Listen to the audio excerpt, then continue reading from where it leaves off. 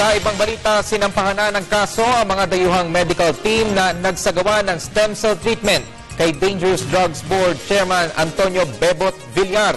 Ang kaso ay sinampa ni Villar sa CIDG Anti-Fraud Office dahil sa manoy di mabuting resulta ng treatment sa kanya. Gayunman, tila nakapuslit na ng bansa ang mga akusado. Nagbabalik si Alvin Baltazar.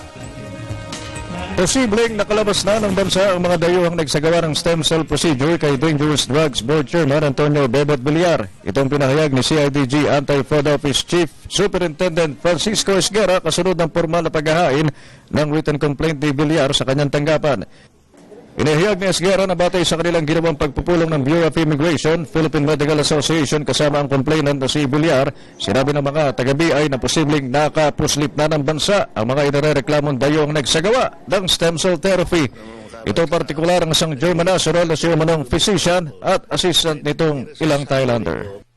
According to him, isa raw na German national na pakawalang physician, and that physician was assistant mga parang mga Thai, no? Taga-Thailand. Batay sa written complaint ni Villar, nagsimula siyang makaramdam ng hindi maganda at taliwas sa inaasahan niyang lalong gaganda ang kondisyon ng kanyang katawan sa sandaling sumailalim siya sa kontrobersyal na procedure. Hindi rin naman malayo ang posibilidad ng itinurok na gamot sa DDB official ay ban o hindi pinapahintulutang magamit dito sa bansa. Probably yung medicine, no, na ginamit is a banned medicine sa country natin. Unfortunately, yung in-expect niyang sinasabi nilang babata siya at mag-i-improve yung health niya, lalakas siya, wala.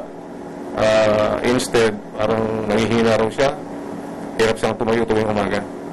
Isinagawa ang stem cell therapy sa isang hotel sa Maynila kapalit ng tumataginting na 15,000 euro.